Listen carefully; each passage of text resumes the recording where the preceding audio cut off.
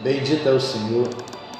É a graça de Deus derramada em nossos corações. Estamos ao vivo no Facebook, na página da igreja, no Facebook. Igreja da Virtude do Espírito de Deus, no Facebook. Para todo mundo, torne-se um seguidor dessa página. Igreja da Virtude do Espírito de Deus. Aleluia. Já estamos na live aí. E eu queria chamar você também para você se inscrever no canal, o canal desse programa, Virtude do Espírito Manaus, lá no YouTube. Virtude do Espírito Manaus. Você vai se inscrever lá. E lá temos muitas mensagens para você ouvir. Em nome de Jesus. Estamos aí chegando às 200 pessoas inscritas já. Para a glória de Deus aí, quase lá já. Falta pouco. Mais breve vamos estar alcançando essa marca aí. 2.000 para estarmos transmitindo ao vivo aí no YouTube, tá bom? Então vá lá, se inscreva no YouTube, no nosso canal Virtude do Espírito Manaus. Salmo 116, há muitas pessoas, como estava dizendo, pessoas aflitas, pessoas desenganadas. E muitos testemunhos também nessa obra, pessoas curadas de Covid. Dessa praga aí, que assola o mundo. Aleluia. E temos vivido esta intensidade de fé. Eu juntamente com a pastora Raquel dos Santos. Ontem estivemos ali na casa do Senhor com um grande clamor. Aleluia. Uma grande intercessão, um grande combate. O combate, é o uso da autoridade que Deus tem nos concedido, que Deus tem nos dado, e temos contemplado a resposta no meio do povo de Deus, no nome do Senhor Jesus Cristo. Então é isso. Salmo 116, ações de graça pela salvação. O salmista agradecendo a Deus. Bendito é o Senhor. Peço que você que está conosco aí, compartilhe a transmissão, tá? Em nome de Jesus. Eu amo o Senhor, o salmista falou. Olha só, eu amo o Senhor, porque Ele ouve minha voz e as minhas orações. Rapaz, isso aqui às vezes a gente olha para isso e acha que é algo comum, algo simples. Não é não. Porque eu vou dizer uma coisa para você. Eu nunca amei tanto a Deus quando eu comecei a ver Ele na minha vida. Quando eu comecei a ver a resposta dEle às minhas orações. Aqui está o nutriente da fé. Aqui está o nutriente da fé. É verdade que a palavra de Deus, ela produz a fé. O conhecimento produz a fé. A fé é para você agir. Só que a resposta de Deus é que faz a sua fé explodir. É a resposta. Então o salmista, ele entendeu isso. Ele entendeu que o amor, ele não é produzido dentro de nós por nós mesmos. Uma pessoa não pode dizer, eu vou amar a Deus e é isso que ela vai fazer. Ela não pode. Ela não pode. Aleluia, bendito é o Senhor. Ela tem que sentir a motivação. Ela tem que ter o sentimento que a motive, a alegria, a determinação para ela poder amar a Deus. Amar a Deus o que é? É pegar a palavra dele e colocar em prática. E quando uma pessoa está desmotivada, ela não faz isso. Ela não faz. Aleluia. Frequentemente nós precisamos da motivação. A motivação é o combustível das atitudes. Você entende? Você só pratica aquilo que te motiva. Porque a motivação é o combustível. Então, para nós termos a motivação, nós precisamos de quê? Ter nossas orações respondidas. Hoje nós olhamos para a igreja e vemos muitas pessoas frustradas, Eu era um camarada frustrado com Deus. Eu era um camarada que já ia orar e levantava da oração contando derrota. Eu pedia por uma porta e quando eu levantava de lá eu continuava dizendo que a porta estava fechada. Eu pedia pela cura, quando eu levantava de lá eu continuava falando do quanto a enfermidade estava assolando, estava perturbando. Você entende isso? As pessoas vão à igreja e pedem: Senhor, abre uma porta de emprego para mim. Elas estão orando ao Deus vivo, mas elas saem de lá, elas não têm consciência que Deus ouviu elas, elas não têm consciência que Deus respondeu elas. Elas saem de lá e elas encontram alguém na rua: Ei, fulano, como é que tá? Ah, tá difícil, porque eu estou desempregado, eu estou endividado, eu estou passando necessidade. Há 10 minutos atrás ela saiu da igreja, ela tinha feito uma grande oração lá a Deus, e ela encontrou há 10 minutos depois uma pessoa, ela está dizendo o quanto ela está sofrendo com o desemprego. Pastor, mas não está certo? Claro que não. Se ela tivesse a fé na oração dela, ela diria: até há 10 minutos atrás estava difícil, mas eu saí da igreja, fiz uma oração há 10 minutos atrás, e eu sei que a resposta vem. Eu sei que essa circunstância já caiu, já não existe mais na minha vida. Essa seria a postura correta para nós. Você entende isso? Por quê? Porque estaríamos convictos de que Deus nos ouve e nos responde. E essa convicção só passa a habitar no homem quando ele começa a ter experiências de resposta de Deus na vida dele. Um cristão, um crente sem resposta é um crente frustrado. Um crente sem milagre é um crente fraco, que não presencia na sua vida. Você está entendendo? As pessoas falam contra os milagres, falam contra o poder de Deus, mas elas também anseiam pelo milagre, elas anseiam pelo sobrenatural de Deus. Às vezes essa crítica contra o sobrenatural, o poder de Deus, é para acomodar, as suas incapacidades de manifestar isso. É exatamente isso. Criticar o poder de Deus, criticar a obra onde manifesta o poder de Deus, onde manifesta a cura, a libertação, é acomodar a sua incapacidade de contemplar isso por si só, de manifestar isso também. Bendito é o Senhor. Você entende isso? Aleluia. Então Deus, Ele quer responder na minha e na sua vida. Mas o que acontece é que a igreja hoje é frustrada. A maioria de nós estamos frustrados, desanimados, olhando para as promessas como se elas originassem de homens, de mente humanas. E a palavra de Deus diz que a profecia não originou-se de homem. Foram homens que profetizaram, que escreveram, mas inspirados por Deus.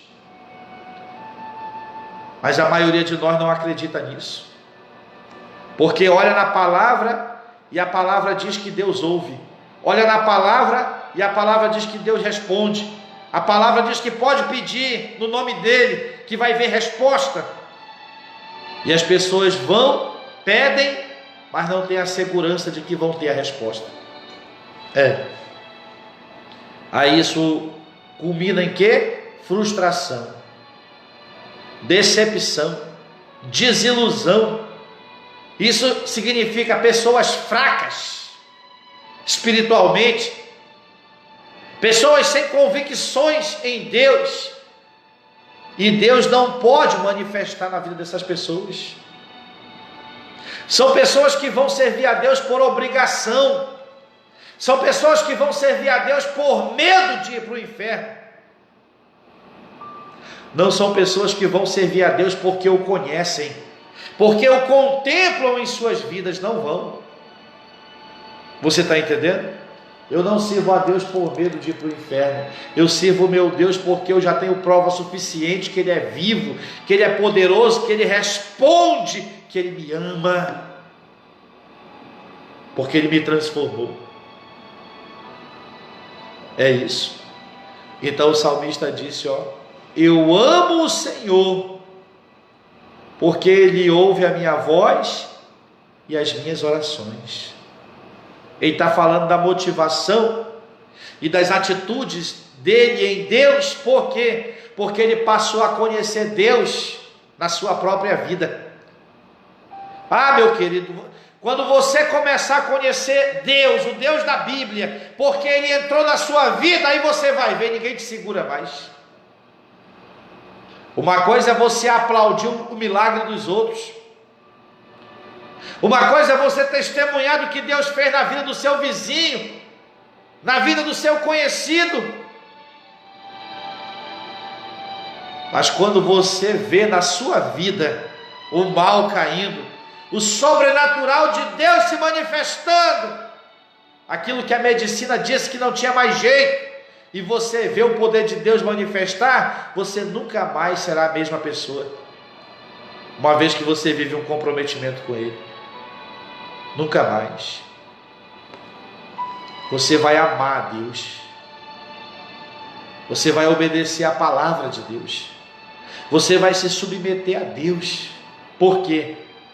Porque Ele ouve a tua oração, porque Ele ouve a tua voz e as tuas orações. Você entende isso? Aleluia, aleluia. São pessoas que a Bíblia se torna real para elas. A palavra de Deus se torna real. A palavra de Deus já não é mais uma filosofia, uma teoria, já não é mais uma regra. Não é mais. A palavra já não é mais uma norma. A palavra já não é mais, não é apenas uma doutrina. Quando você vê Deus agir na sua oração, quando você vê a resposta de Deus ao seu clamor, quando você determina e vê Deus cumprir, quando você pede para Deus fazer e você vê o resultado, a palavra não vai ser mais uma doutrina para você, a palavra vai ser vida, a palavra vai ser real, a palavra vai ser o recurso, a palavra vai ser matéria-prima, a palavra vai ser o seu grande depósito.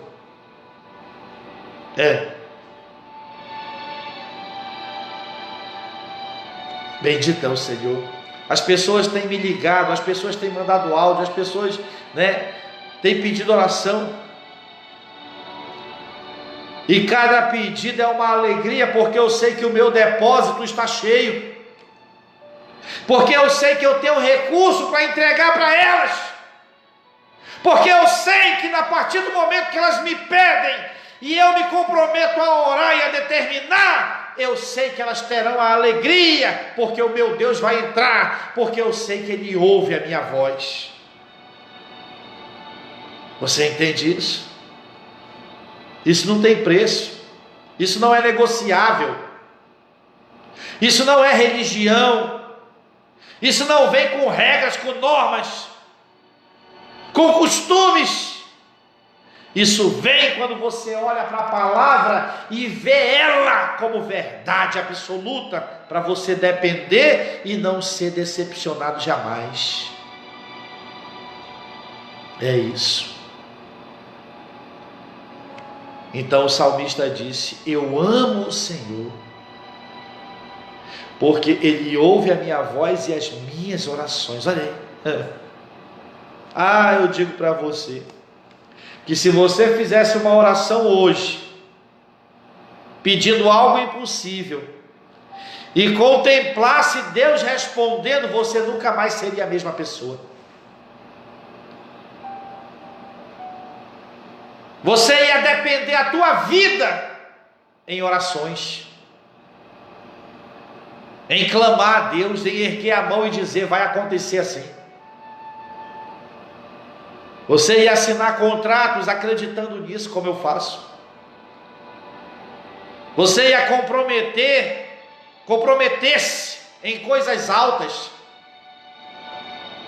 confiando na sua voz, porque você saberia que a sua voz tem um respaldo no céu. Isso não é exclusividade desse ou daquele, isso é para todos nós. Só que quem são os que estão capacitados para isso? Porque tem vivido uma fé, tem olhado para a palavra numa perspectiva de Deus. Porque se você olhar para a palavra numa perspectiva de doutrina, tudo que ela será para você é um ensinamento. Quando a palavra é uma doutrina para você, tudo que ela é para você é um ensinamento. O seu galardão é adquirir mais conhecimento e pronto. Você só se tornou mais conhecedor de algumas verdades de Deus e pronto. Isso é a palavra como doutrina. Você só tem mais um livro na sua biblioteca, mais um dicionário na sua biblioteca. Você não tem a resposta dessas verdades. O que o povo precisa é da resposta das verdades de Deus. Você entende isso? Eu não preciso de mais um dicionário, mais um livro, porque eu tenho a Bíblia e eu acredito no que ela diz, e eu oro com base nela, e eu vejo a resposta do meu Deus. É isso. Então olha aí, agora você compreende que esse é um amor diferente?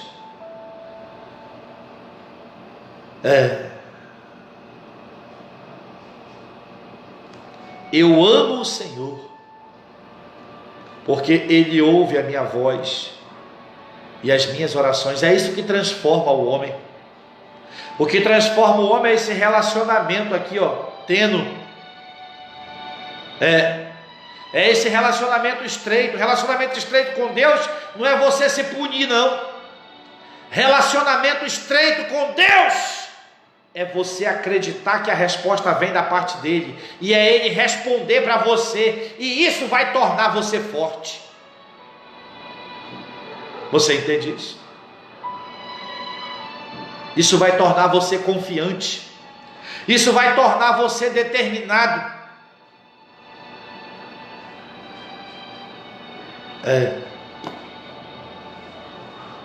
Aleluia.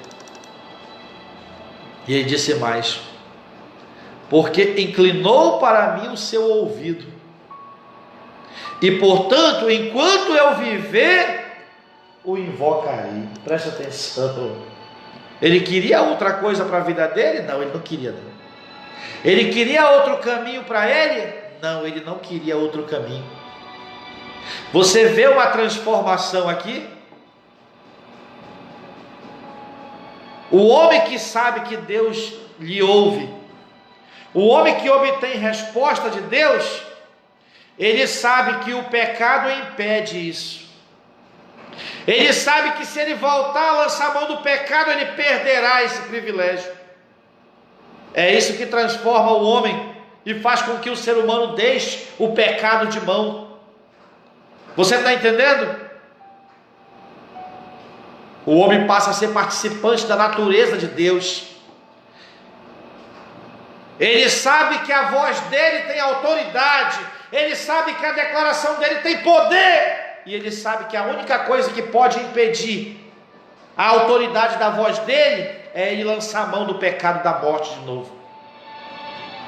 Aí você acha que o homem vai negociar essa riqueza? O respaldo de Deus na vida dele? Claro que não vai. É isso que liberta as pessoas.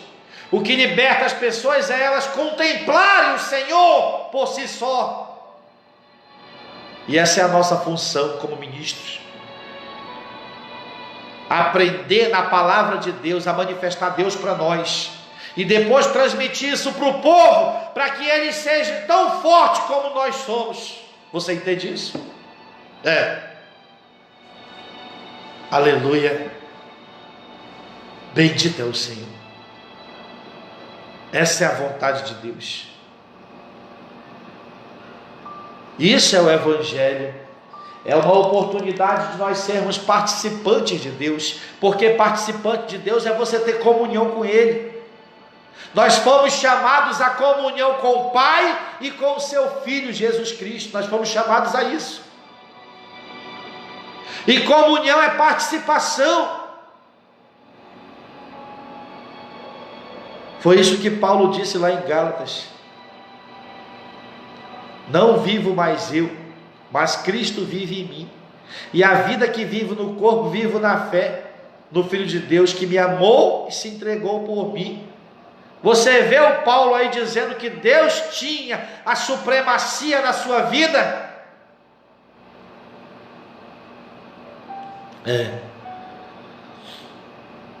É exatamente isso. Por quê? Porque o Paulo agora contemplava a Deus por intermédio dele. Não tem coisa mais transformadora para a igreja do que um homem ou uma mulher contemplar Deus por intermédio de si. Não tem algo mais poderoso sobre a terra, não tem. Sabe por que nós olhamos para o Moisés, para o Elias, para o Eliseu e olhamos para o Paulo e vemos esses homens grandes? Porque Deus se manifestou através deles. Porque eram homens que acreditavam nas suas orações. Eram homens que acreditavam na palavra de Deus. Foram homens que se tornaram gigantes na fé por intermédio das respostas que contemplaram da parte de Deus. Você entende isso? É isso. Então o salmista disse, eu amo o Senhor porque Ele ouve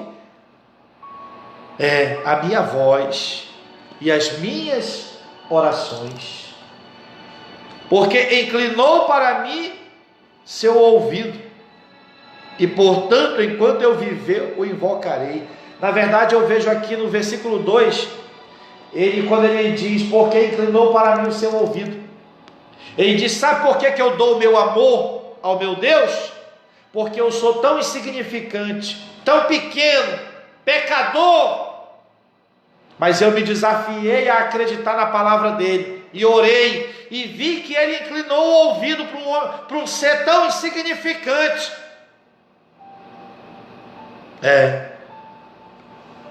Você está entendendo? E é esse o motivo do meu amor por Deus, porque eu sou um camarada tão insignificante que não tenho nada a oferecer para Deus, e quando eu clamo eu vejo resposta, quando eu declaro uma palavra eu vejo ela se cumprir. É isso. E Deus, o dono de tudo, o Criador de tudo, dá atenção a um ser tão insignificante quando comparado à majestade de Deus. Você entende isso? Aleluia. Ele disse, os laços da morte me envolveram, e surpreendido pelas tribulações do inferno, encontrava-me em profunda angústia e tristeza. Presta atenção como ele viu na vida dele. Você sabe o que é um camarada nessa circunstância aqui? Meu amigo, isso é um desvalido, isso é alguém invisível na sociedade. Isso é alguém que não tinha mais esperança, não tinha mais nem direito em bater em porta alguma. Talvez você esteja vivendo isso. Não tem mais nem direito em bater em porta nenhuma, de homem nenhum, porque você não tem mais nada, chegou ao fundo do poço. Aí o salmista fez o quê? Clamou ao Senhor. Aleluia, isso aqui eu lembro a minha vida. Isso aqui é a minha vida. Eu cheguei nisso aqui, ao fundo, aos laços da morte. Isso aqui é o camarada não querendo mais nem viver.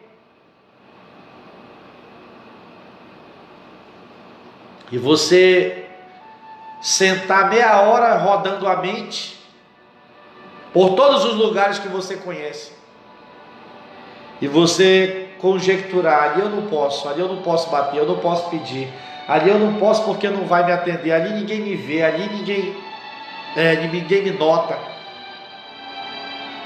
Os laços da morte me envolveram,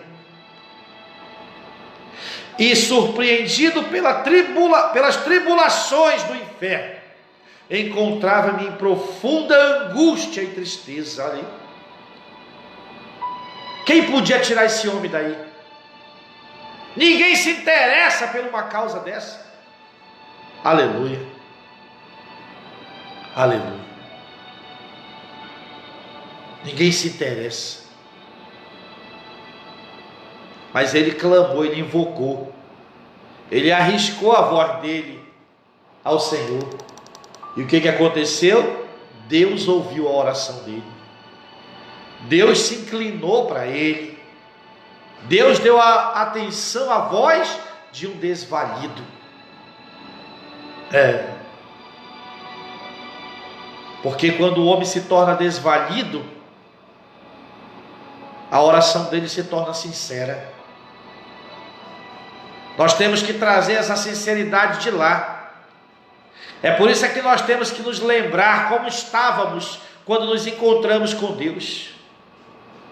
Você entende isso? Foi isso que Deus falou para o Jacó. Lembra-te quando tu estava no deserto fugindo do teu irmão Esaú? E eu te acolhi? E eu apareci para ti? Porque o Jacó estava começando a sair da sinceridade, sair do propósito de Deus, e o Senhor falou com ele: lembra-te como tu estava, tu me clamou com sinceridade. É daquela maneira que eu te quero ainda, é com aquela sinceridade que eu te quero. Você está entendendo? O camarada vai para a bênção, se esquece do dia da angústia, do dia que os laços da morte estavam sobre ele, do dia que ele clamou com sinceridade: manda alguém para me socorrer. Se esquece. Você está entendendo? Bendito é o Senhor. Então ele diz: invoquei o nome do Senhor, Senhor, liberta. E qual foi o resultado? O resultado foi lá. Foi o amor de Deus dentro dele. Por quê? Porque ele viu resposta. Agora imagine um homem numa circunstância dessa, como muitos estão vivendo: depressivos, angustiados, miseráveis, famintos. E clamar e não ver resposta. Por que não vê resposta? Uma pessoa que está numa circunstância dessa e clama e não tem resposta, daqui a pouco ela está aceitando a sugestão do Satanás: tira a tua própria vida, dá cabo da tua própria vida, que esse sofrimento vai acabar. Peraí, pastor, mas essa pessoa não foi sincera e clamou? Foi. Só que ela clamou com base na religião que está dentro dela. Ela clamou com base na meritocracia que ela se orgulha, na justiça própria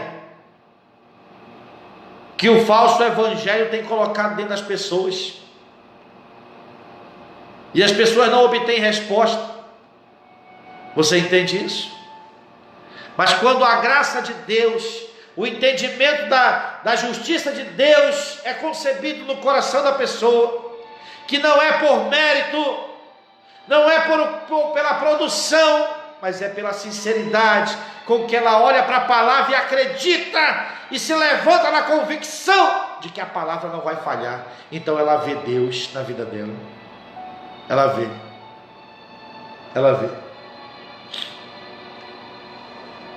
Para Deus se mostrar na minha vida, eu tive que me indignar com o que era, no meu entendimento, conhecimento de Deus. Aquilo que eu tinha recebido como conhecimento de Deus, eu tive que me revoltar contra ele. Eu pensei que era o diabo que estava me sugerindo aquilo, mas no fundo eu sabia que não era. Eu sabia que aquilo era uma furada, aquele ensinamento religioso que eu tinha crescido em cima dele. Eu tive que questionar ele. E foi aí que Deus me deu a sua graça. Foi aí que Deus me revelou o favor imerecido dele. Foi aí que eu comecei a andar com Deus e contemplá-lo, ver ele na minha vida e na vida daqueles que creem na minha pregação. Você entende isso? O caminho para encontrar-se com Deus está dentro de você. Só que existe uma muralha religiosa, às vezes, que impede você de tomar esse caminho. Porque você está preocupado com o que vão falar, com o que vão pensar a seu respeito. E enquanto você for prisioneiro da opinião das pessoas, e não da opinião de Deus, então você vai continuar ferrado. Essa é a verdade. Porque você dá mais valor que as pessoas pensam e falam do que o que Deus pensa e quer falar a seu respeito. O evangelho não é para fracos. Não é. O evangelho é para quem está disposto a se soltar das amarras religiosas. Aleluia. É para os cansados e sobrecarregados. É para os que estão cansados e sobrecarregados já. É para esses. Esses são os revoltados. Você está entendendo? Bendito é o Senhor. Enquanto você se sentir confortável com a sua derrota, o evangelho não serve para você. O evangelho não pode produzir nada na sua vida. Enquanto você está confortável nessa zona de derrota, de fracasso. Quando você se indignar com o fracasso e com a derrota, aí você vai conseguir agarrar o evangelho e ele vai entrar como solução na sua vida.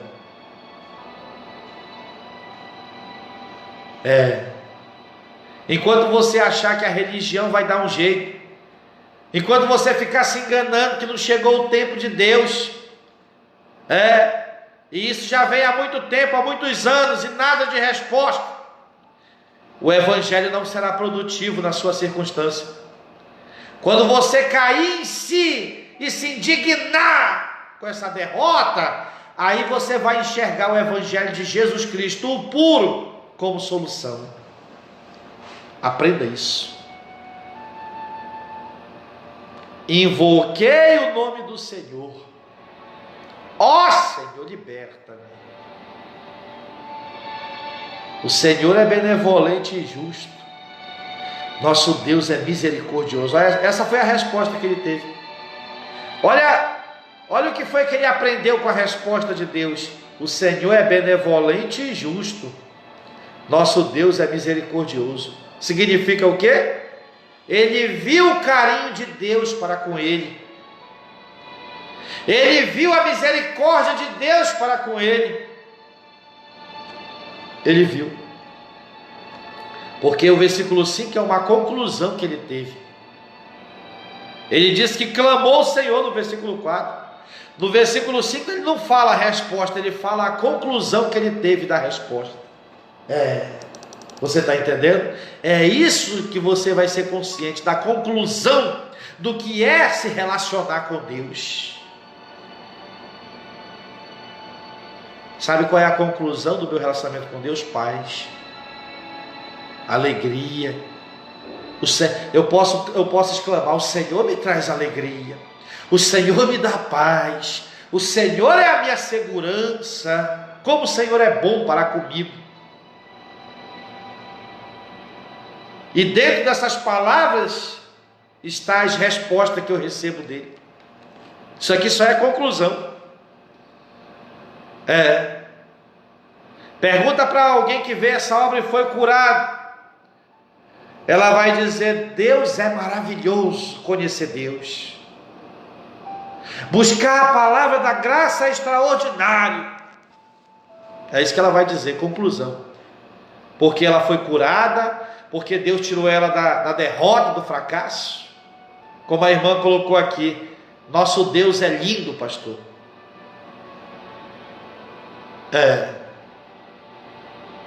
Isso aí é conclusão pelo que Deus tem feito na vida dela.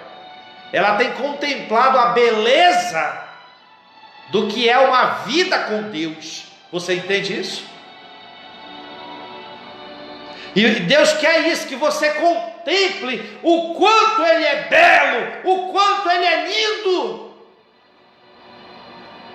Deus quer. Aleluia. Deus quer mostrar o seu rosto para você e iluminar você. Isso significa entrar nessas circunstâncias aí, transformá-la. Isso é contemplar Deus.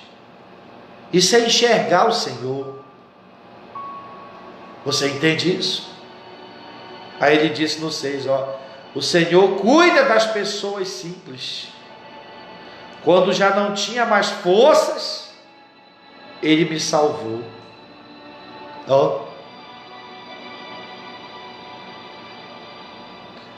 Volta, minha alma, ao teu repouso, porquanto o Senhor tem sido generoso para contigo. A paz. O homem estava repleto de resposta da parte de Deus. Aí é por isso que ele diz lá: eu amo o Senhor, porque Ele ouve a minha voz e as minhas orações. Quem não ama? Quem não ama um Deus desse, que ao clamar vê resposta, que ao pedir recebe?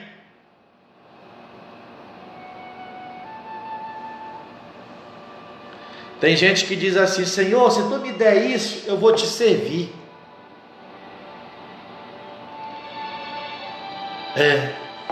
Se tu me responder aqui, Senhor, nunca mais eu te deixo. Aquela pessoa, ela imagina a alegria, ela está só imaginando a alegria de receber aquela resposta, e ela já está dizendo que não deixa mais a Deus. Agora imagina quando você chega ao padrão de ser digno de uma resposta, e você não recebe só aquela resposta que você disse que não deixaria mais a Deus.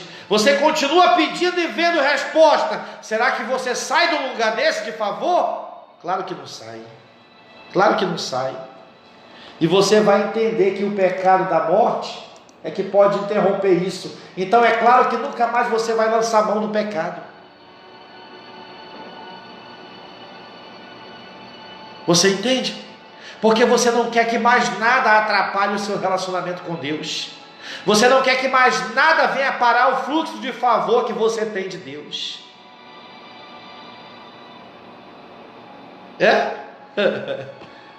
Aleluia. O pecado me rodeia tão de perto. Mas você acha que eu vou lançar a mão dele? Eu não. Eu não, porque eu sei que é uma cilada para fechar essa porta de favor que eu tenho com meu Deus. Eu sei que é isso. Eu sei que todas as emoções da natureza pecaminosa voltarão para mim, e eu não quero mais aquelas emoções de dúvida, de incerteza, de medo, de alta condenação, de indigno, porque é isso que volta quando o homem peca. O homem não se sente mais digno. O homem se afasta de Deus, o homem se esconde, o homem se envergonha. É isso que acontece com aqueles que lançam mão do pecado, é por isso que o homem se afasta. Porque a natureza pecaminosa é ressuscitada no homem. E a natureza pecaminosa é o que mantém o homem longe de Deus. Você entende isso?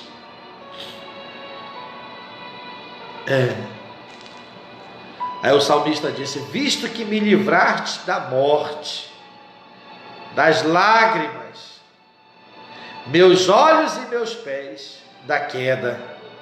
Andarei na presença do Senhor, na terra dos vivos. Presta atenção. Presta atenção num homem transformado. Presta atenção num homem cheio de gratidão.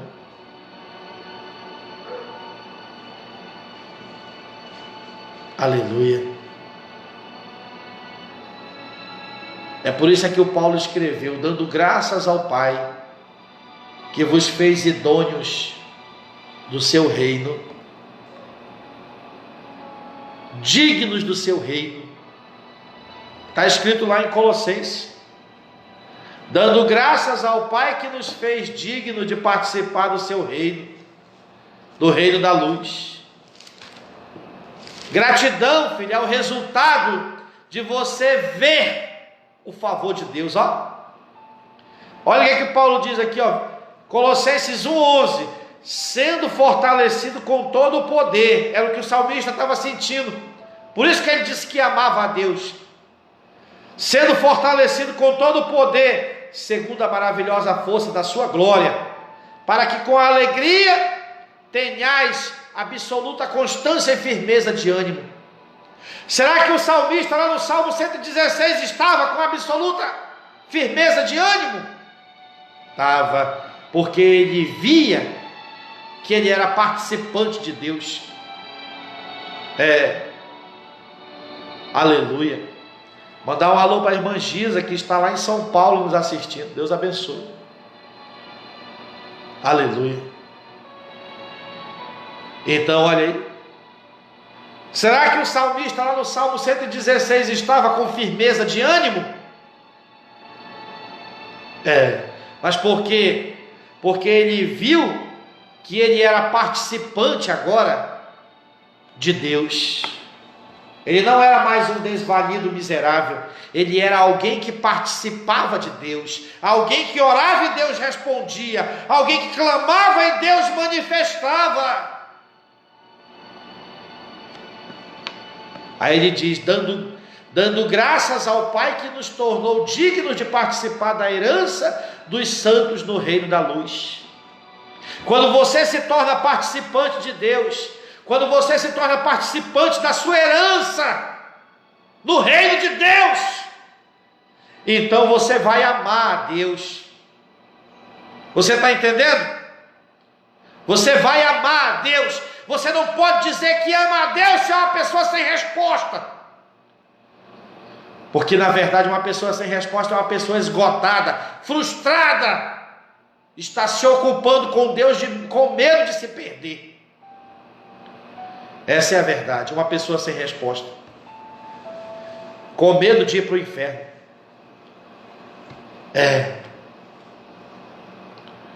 O amor a Deus vem pela resposta que Ele nos dá,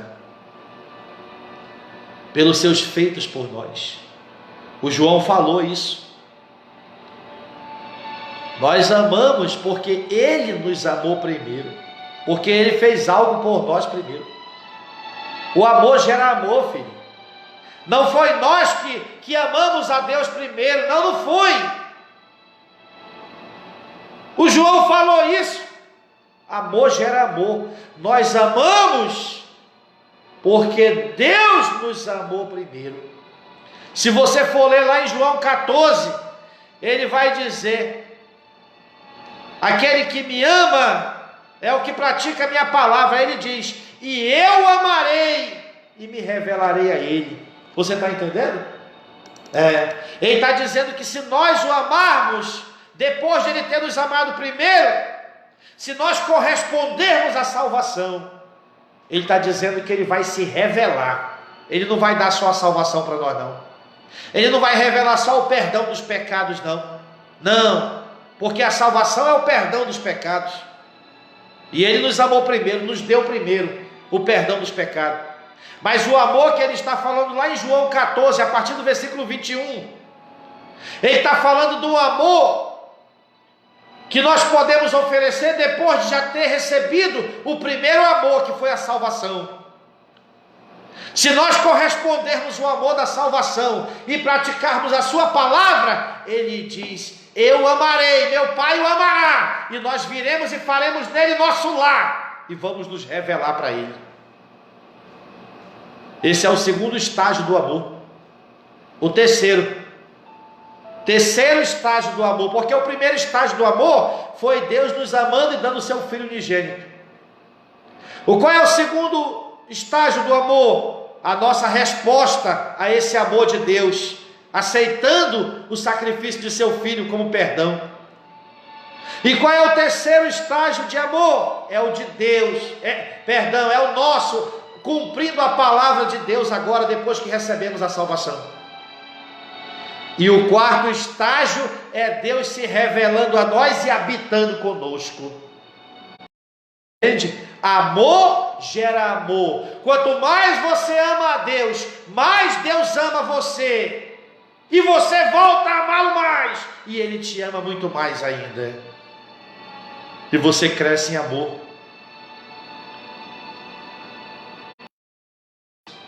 Isso é inédito hoje. Isso é inédito. Então o salmista estava aqui amando. A Bíblia é um romance. O Novo Testamento é um romance que Deus escreveu para nós. Andarei na presença do Senhor, na terra. Conservei a confiança, mesmo quando dizia: estou sobremodo aflito. Eu dizia em minha consternação, na perturbação dele. Consternação é perturbação.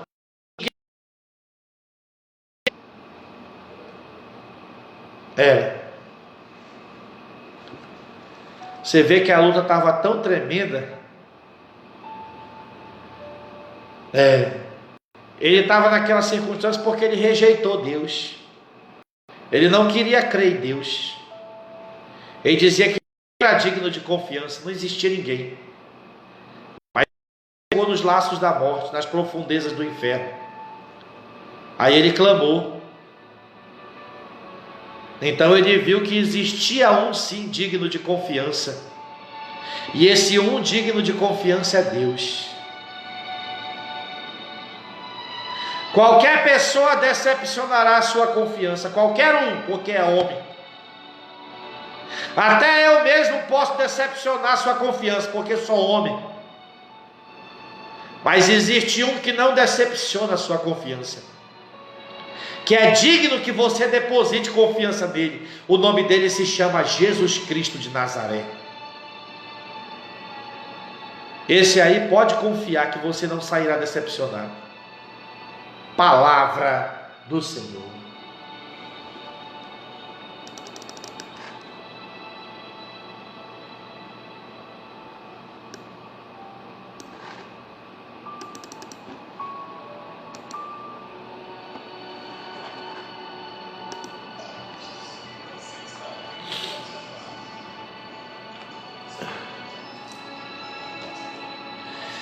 Deus abençoe todos que estavam conosco pela live. Graça sobre graça. Irmã Giza lá em São Paulo, tomando café, ouvindo a palavra por esse pastor. É graça em Deus, aleluia. Deus abençoe, saudade de vocês aí em São Paulo. Um abraço em todos aí. Fiz aquele combate, tá? Pela sua filha, pelo Rafael, Deus abençoe grandemente. Quando voltar a São Paulo aí, vou visitar vocês, tá bom? Em nome de Jesus. Então é isso. Deus abençoe vocês todos. Estamos também na semana do aluguel do nosso templo. E eu queria chamar vocês também, que está ouvindo, assistindo essa live, que viesse e semeasse nessa obra, se você sentir no coração. Tá bom? Estamos num grande desafio aí, para honrar a obra de Deus. Continuar com essa palavra, com aquele templo aberto, dando a oportunidade para o desvalido ser abençoado. Então, o telefone é esse. O prefixo é o 92. O telefone é o 992 616263. Deus abençoe você.